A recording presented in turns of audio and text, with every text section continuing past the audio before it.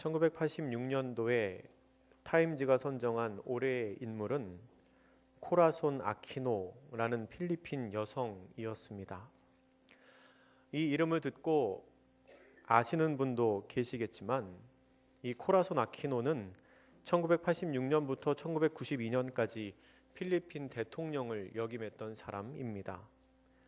평범한 주부였었던 아키노는 야당 지도자였던 남편 베니그노 아키노가 독재에 투항하다가 암살되자 정치인으로 변신을 했습니다. 그래서 결국 대통령 선거에서 부정선거를 이겨내고 국민들의 절대적인 지지를 받아 대통령에 당선이 되었습니다.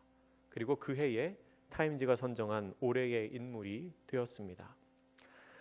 한국의 코라손 아키노라고 불리는 사람이 있습니다. 바로 더불어민주당 인재근 의원입니다. 인재근 의원의 남편은 돌아가신 김근태 의원입니다. 김근태 의원 잘 아시지요? 평생을 민주화 운동에 바친 김근태 의원은 1983년도에 전두환 군부 독재에 맞서 민주화 운동을 하다가 85년에 수감되어 갖은 고문을 당합니다. 지난 2011년 겨울에 김근태 의원이 세상을 떠났는데요. 그가 돌아간 이유도 고문의 후유증 때문이었다고 합니다. 김근태 의원이 세상을 떠난 후에 그 다음에 총선, 그러니까 19대 총선에서 부인인 인재근 의원은 남편이 3선을 지낸 서울 도봉갑에 출마해서 당선이 되었습니다. 현직 국회의원입니다. 어떤 사람들은 그녀가 남편의 이름으로 선거에 출마해서 당선됐다고 말하기도 하지만 사실 그도 이화여대 사회학과에 다닐 때부터 민주화운동실천 가족협의회, 민주통일민중연합 같은 제야에서 활동한 활동가였습니다. 인재근 의원은 1985년도에 남편이 당한 그런 부당한 고문을 전 세계에 폭로를 했고 이 김근태, 인재근 부부는 1987년도 남편이 수감을 하던 중에 로버트 케네디 인권상을 받기도 했습니다. 이 부부에 관한 유명한 일화가 있습니다. 김근태 의원이 민주화 운동 때문에 수배되어서 집에 못 들어갈 당시의 일입니다. 어느 날 김근태 의원이 부인에게 이렇게 편지를 보냈다고 합니다. 내가 지금 남편 노릇을 못하는 형편이니 고무신을 거꾸로 신어도 좋소. 그렇게 편지를 보냈습니다. 도저히 가정을 돌보지 못하니까. 그 편지를 받은 인재근 의원이 남편에게 답장을 보냈습니다. 여러분 혹시 뭐라고 보냈는지 아시나요? 딱 5글자를 써서 보냈답니다. 편지에 웃기고 있네 라고 써서 보냈답니다. 그렇게 말하는 남편도 대단하고 그렇게 대받아치는 부인도 참 대단합니다. 여러분 이게 표현이 좀 거칠어서 그렇지 얼마나 확고한 신념 그리고 의지의 표현입니까? 남편은 가정을 포기하더라도 자신의 신념을 굽힐 수 없다고 말하고 아내는 그렇게 말하고 있는 남편과 남편의 선택을 존중하며 자신도 안정된 삶을 살지 않아도 된다라고 말하고 있는 거 아니겠습니까? 이것은 자신이 걷고 있는 길에 대한 흔들림 없는 신뢰가 없으면 할 수 없는 말입니다. 참 대단한 의지이지요. 그런데 여러분, 그 부부만 대단한 게 아닙니다. 오늘 우리가 함께 읽은 히브리서 11장은 바로 그런 사람들에 대한 기록을 보여줍니다. 히브리서 11장의 별명은 믿음장입니다. 11장 1절은 이렇게 시작하지요. 믿음은 바라는 것들의 실상이요 보이지 않는 것들의 증거니 선진들이 이로써 증거를 얻었느니라. 아멘. 이 말로 시작하는 히브리서 11장은 그러한 믿음으로 살았던 사람들의 이름을 이후에 나열합니다. 그러던 중에 히브리서 기자는 매우 의미 있는 기록을 하나 끼워 넣는데요. 바로 오늘 본문 말씀인 이 13절부터 16절까지의 말씀입니다. 이 말씀은 앞에서 거론된 그 믿음의 사람들의 공통되는 특징을 설명해 줍니다. 믿음의 사람들이 바로 이런 사람들이라는 겁니다. 이 오늘 본문의 말씀을 제가 메시지 성경으로 다시 한번 읽어드리겠습니다. 이 믿음의 사람들은 약속된 것을 아직 손에 넣지는 못했지만 믿음으로 살다가 죽었습니다. 어떻게 그럴 수 있었습니까? 그들은 약속된 것을 멀리서 바라보며 반겼고 자신들이 이 세상에 잠시 머물다 가는 나그네임을 인정했습니다. 그들은 그렇게 살아감으로써 자신들이 참된 본향을 찾고 있음을 분명히 밝힌 것입니다. 만일 그들이 전에 살던 나라를 그리워했다면 언제라도 돌아갈 수 있었을 것입니다. 그러나 그들은 그보다 더 나은 나라, 곧 하늘나라를 갈망했습니다. 이제 여러분은 하나님께서 왜 그들을 자랑스러워 하시며 왜 그들을 위해 한 도성을 마련해 두셨는지를 이해할 수 있을 것입니다. 아멘. 이렇게 이 본문은 믿음의 사람들이 이러하다고 말하며 그들의 몇 가지 특성을 알려줍니다. 본문에서 찾아볼 수 있는 믿음의 사람들의 공통된 특징 첫 번째는 그들이 믿음으로 살다가 또한 믿음으로 죽었다는 사실입니다. 그들은 비록 약속된 것을 다 받지는 못했지만 믿음을 따라 살다가 죽었습니다. 본문 13절의 상반절을 메시지 성경으로 다시 한번 읽어보겠습니다. 앞에 화면을 보시면서 우리가 같이 읽겠습니다. 시작. 이 믿음의 사람들은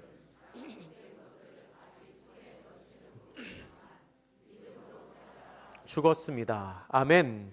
하나님의 약속이 비록 자신의 대에 다 이루어지지는 않았지만 끝까지 그 믿음의 길을 가는 것을 포기하지 않았다는 겁니다. 대표적인 예가 아브라함입니다. 오늘 본문 앞에 나오는 히브리서 11장 8절에는 아브라함에 대해서 이렇게 기록하고 있습니다.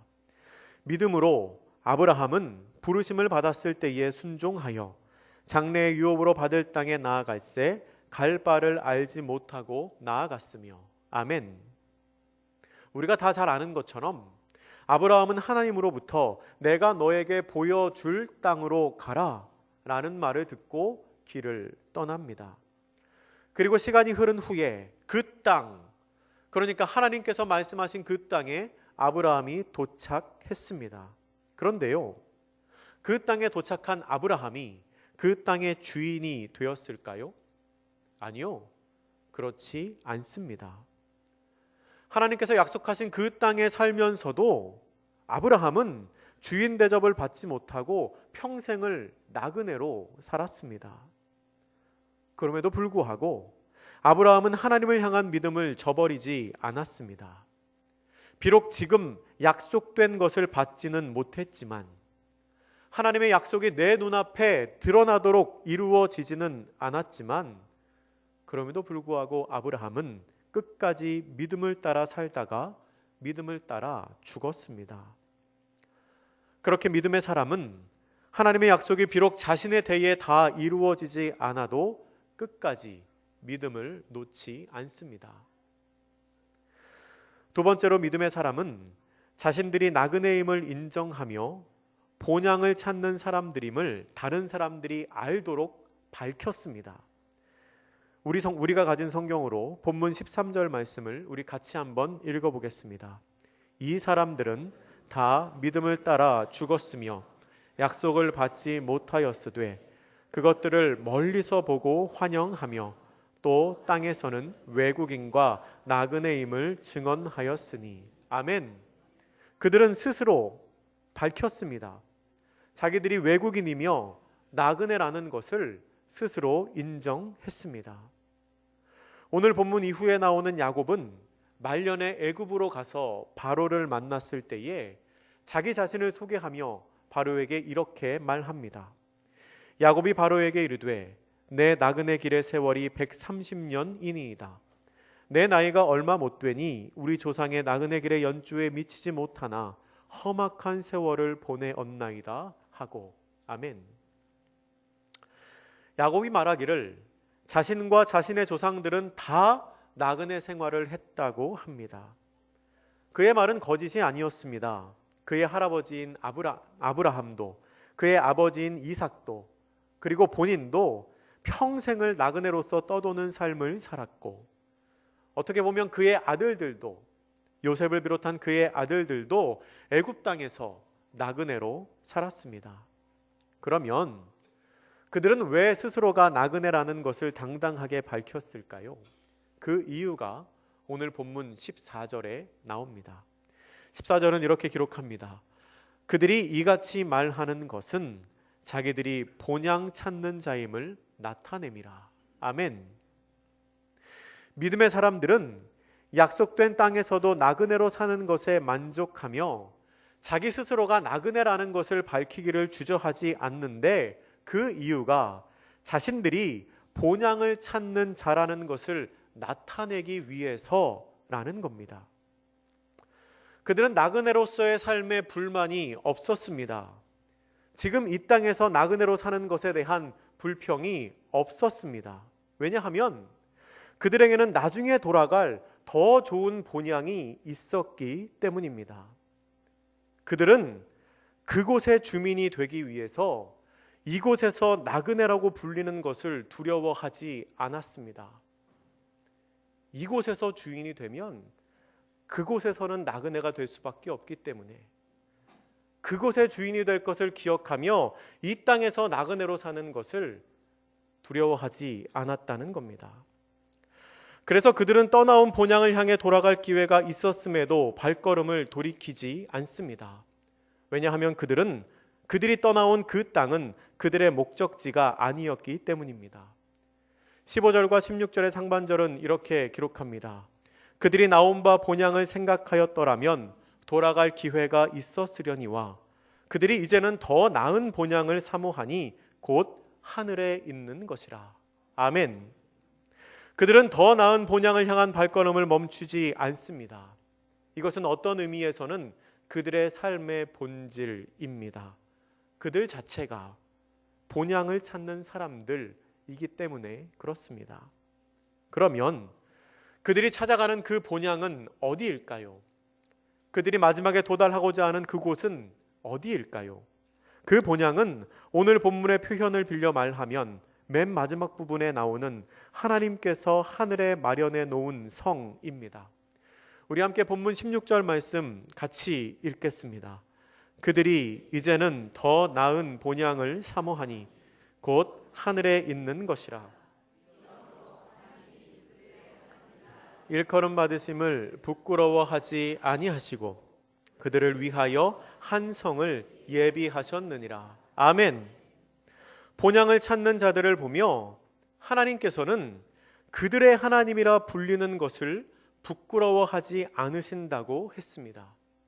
거꾸로 말하면 믿음의 사람들이 내가 본향을 찾는 나그네다, 내가 하나님께서 예비하신 그 본향에 들어갈 것을 기대하며 이 땅에서는 나그네로 사는 사람이다 라고 스스로 밝힐 때에 하나님께서는 그 본향을 찾는 그들을 향하여 저들이 내 백성이라고, 그렇게 고백하고 있는 저 사람들이 내 백성이라고 꺼리낌 없이 말씀하신다는 겁니다. 메시지 성경은 이 부분을 하나님께서 그들을 자랑스러워 하신다고 표현했습니다. 그리고 그들을 위한 성을 예비하신다고 오늘 본문은 말합니다. 우리가 믿음의 길을 걸을 때에 주님을 위해 받는 고난을 감당하며 걸으면 하나님께서는 그런 우리를 자랑스러워 하시며 우리를 위한 한 성을 예비하신다는 것입니다. 여러분은 믿음의 사람이십니까? 이 땅에서의 삶보다 천국이 더 소중하다고 당당히 말할 수 있는 사람입니까? 우리가 만약에 그렇다면 하나님께서는 그런 우리를 자랑스러워 하실 겁니다. 또한 그런 우리를 위한 한 성을 이미 예비해 두셨습니다. 나그네의 길을 걸으며 본향을 찾는 자들을 위해 예비된 성이 있음을 성경은 분명히 말하고 있습니다. 그런데요, 그러한 그들의 삶에 갈등이 있습니다.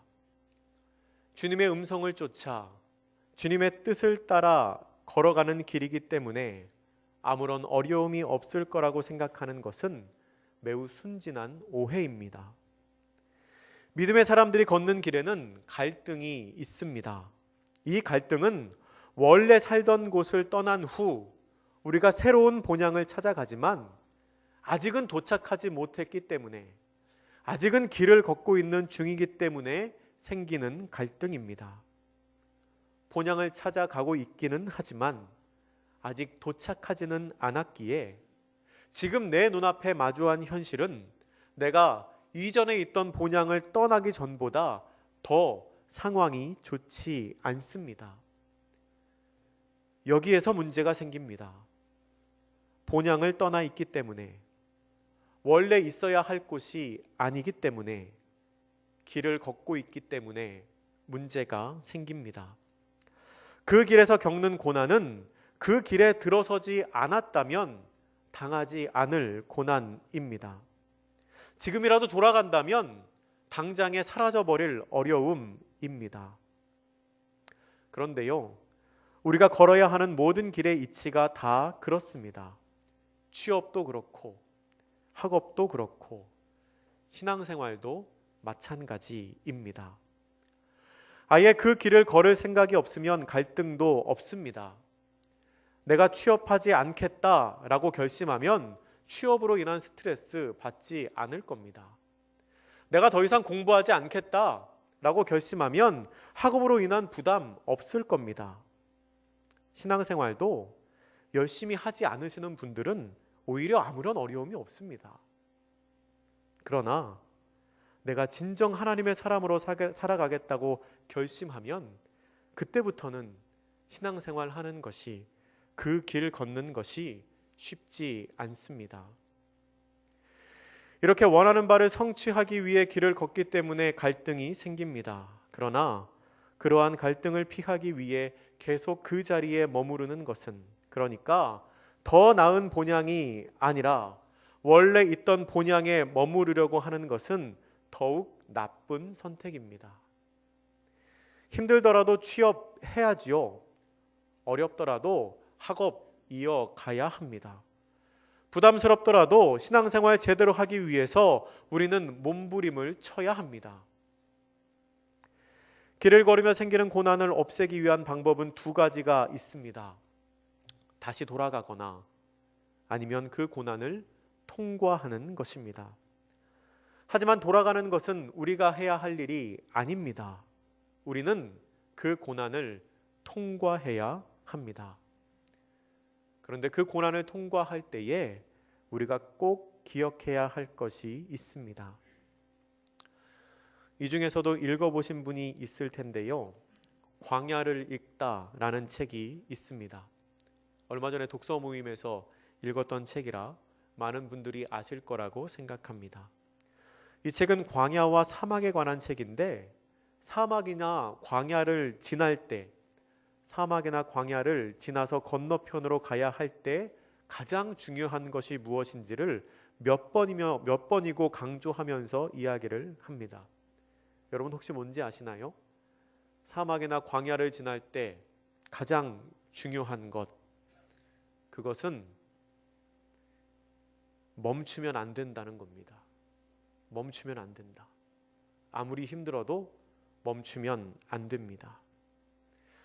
여러분, 어떤 의미에서 우리는 다 사막을 통과하고 있는 사람들입니다. 우리가 가야 할 그 본향을 향해 걷는 그 걸음이 광야이고 또한 사막을 지나는 것과 같기 때문에 그렇습니다. 그런데 그 길에서는 멈추면 안 됩니다. 멈추면 죽습니다. 그러나 힘들더라도 멈추지 않고 걸으면 그 걸음은 반드시 끝에 도달하게 됩니다. 이러한 사실을 알았던 천상병 시인은 귀천이라는 시를 통해서 자신의 삶의 여정을 이렇게 풀어놓습니다. 나 하늘로 돌아가리라. 새벽빛 와 닿으면 쓰러지는 이슬 더불어 손에 손을 잡고 나 하늘로 돌아가리라. 노을빛 함께 단둘이서 기슭에서 놀다가 구름 손짓하면은 나 하늘로 돌아가리라. 아름다운 이 세상 소풍 끝내는 날 가서 아름다웠다고 말하리라. 천상병 시인은 1993년 4월 28일 날 이 세상을 떠났습니다. 그런데 그를 아는 많은 사람들은 그가 이미 오래전부터 죽음의 연습을 해왔다고 말합니다. 그는 여러 번 죽음에 가까운 고통을 넘겼습니다. 1967년도에 중앙정보부 요원들이 그를 끌고 갔을 때 그는 거기서 물고문과 성기에 전기 충격을 가하는 전기 고문을 받았습니다. 간첩 혐의로 기소된 친구의 수첩에서 이 천상병 시인의 이름이 나왔다는 명목으로 끌려가서 그렇게 6개월을 고문을 당했습니다. 고문 사건이 있은 후 얼마 되지 않아서 천상병은 다시 한번 죽음을 맞게 됩니다. 고문의 깊은 후유증에 시달리며 술로 날을 지새우던 그가 1971년에 실종된 겁니다.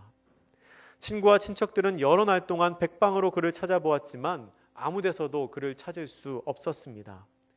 그래서 생각하기를 그가 어딘가를 떠돌다가 행렬병자로 사망해서 아무도 모르는 사이에 어디엔가 묻힌 것으로 결론을 내렸습니다.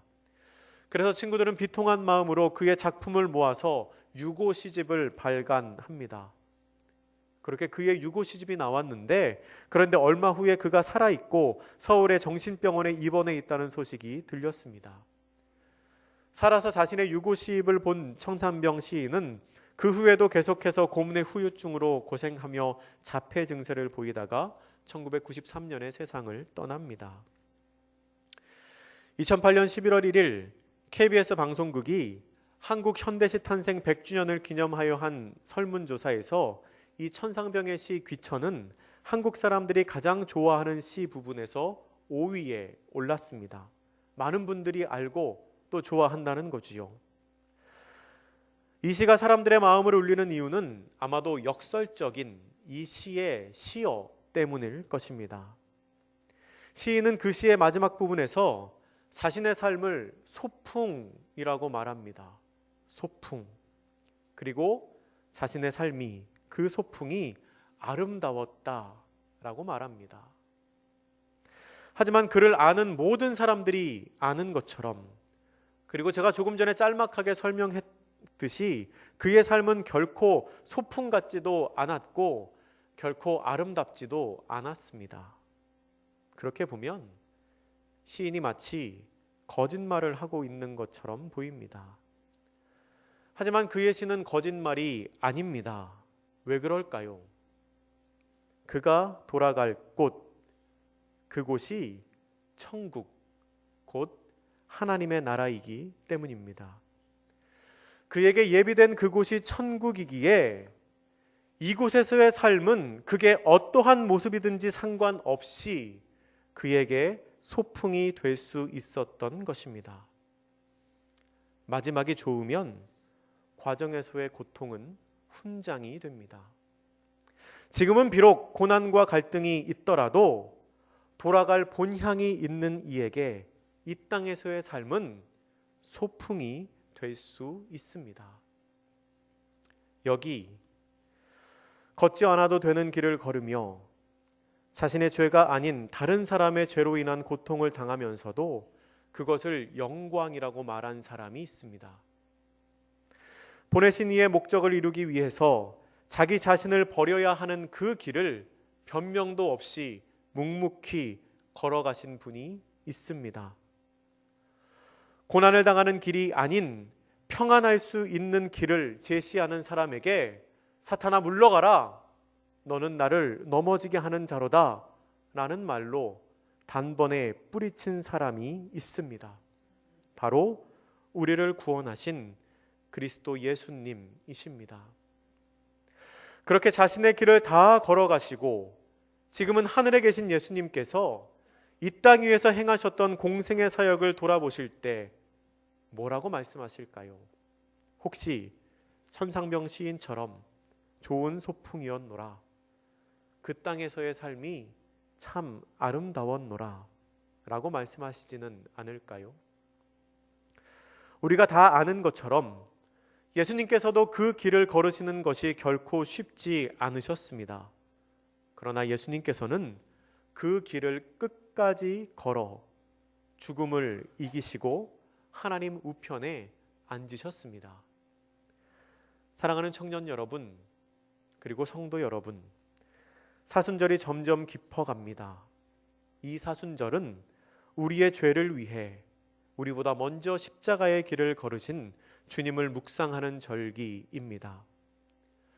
이 땅은 우리의 본향이 아니기 때문에 약속된 그곳을 향해 걸어가는 우리의 발걸음은 힘들 수밖에 없습니다. 이 땅에서의 우리의 삶은 힘든 것이 당연합니다. 그러나 우리는 포기하지 말고 돌아가지도 말고 그 길을 걸어야 합니다. 힘들더라도 멈추지 않고 걸으면 그 걸음은 반드시 끝에 도달하게 되어 있습니다. 그리고 우리가 그곳에 도착했을 때 우리가 과정에서 겪었던 고통은 오히려 하나님께서 그런 상황에서도 나를 지키셨다고 고백할 수 있는 은혜가 됩니다. 혹시 여러분을 뒤돌아보게 하는 것이 있다면 어려움 중에서도 남편을 향한 지조를 꺾지 않았던 그 여인처럼 웃기고 있네, 내가 그것에 넘어질 줄 알아? 하며 무시하는 용기가 있으시기를 바랍니다. 혹시 여러분을 유혹하여 여러분의 걸음을 지체하게 하는 것이 있다면 예수님께서 그렇게 하셨듯이 사탄아 물러가라 라는 말로 그 유혹을 뿌리치시기 바랍니다. 우리가 흔들리지 않는 믿음으로 그 길을 걸어갈 때 하나님께서는 우리를 자랑스러워 하시며 또한 우리를 위해 예비하신 성에서 우리를 맞아 주실 것입니다. 사랑하는 여러분, 우리는 목적 없이 걷는 사람들이 아닙니다. 우리는 목적 없이 살아가는 사람들이 아닙니다. 우리는 본향을 향해 가는 사람들입니다. 우리는 반드시 그곳에 도착하게 될 것입니다. 이 사순절에 우리보다 먼저 그 길을 걸어가신 예수님의 뒤를 따라 우리 각자가 자기의 십자가를 지고 흔들리지 않는 믿음과 신앙으로 그 길을 걸어갈 수 있기를 바랍니다. 하나님의 나라를 향하여 오늘도 믿음의 한 걸음을 걷는 저와 여러분이 되시기를 주님의 이름으로 축복합니다. 우리 결단하는 마음으로 이 찬양을 함께 부르겠습니다. 우리가 잘 아는 찬양입니다. 주님 다시 오실 때까지 나는 이 길을 가리라.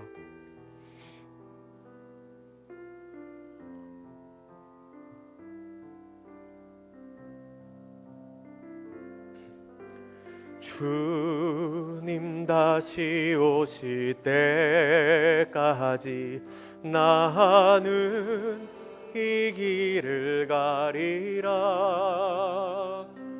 좁은 문 좁은 길 나의 십자가 지고 나의 가는 이 길 끝에서 나는 주님을 보리라. 영광의 내 주님 나를 맞아주시리. 아멘. 주님 다시 오실 때까지 일어나 달려가리라. 주의 영광 온 땅 덮을 때 나는 일어나 노래하리. 내 사모하는 주님 온 세상 구주시라. 내 사모하는 주님 영광의 왕이시라. 처음부터 다시 한번 하지요. 주님 다시 오실 때 나는 이 길을 가리라.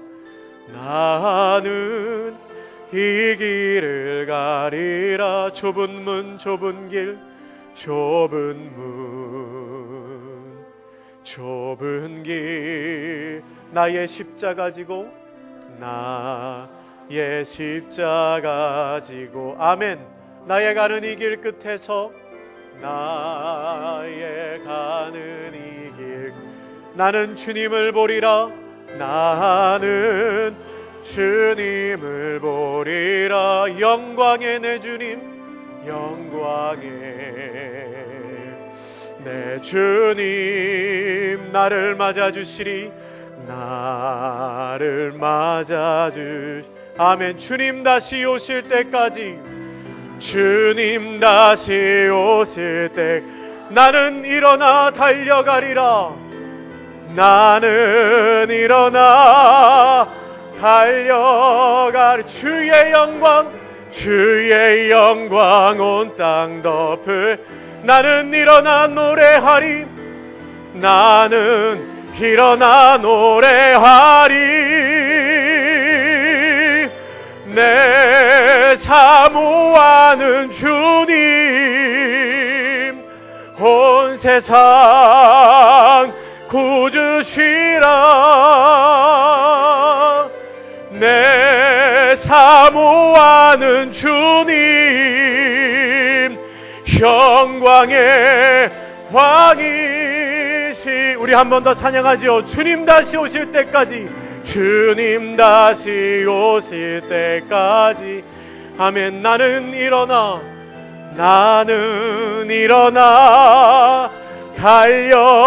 달려가리라. 주의 영광 온 땅 덮을 때 나는 일어나 노래하리. 내 사모하는 주님 온 세상 구주시라. 내 사모하는 주님 영광의 왕이시라.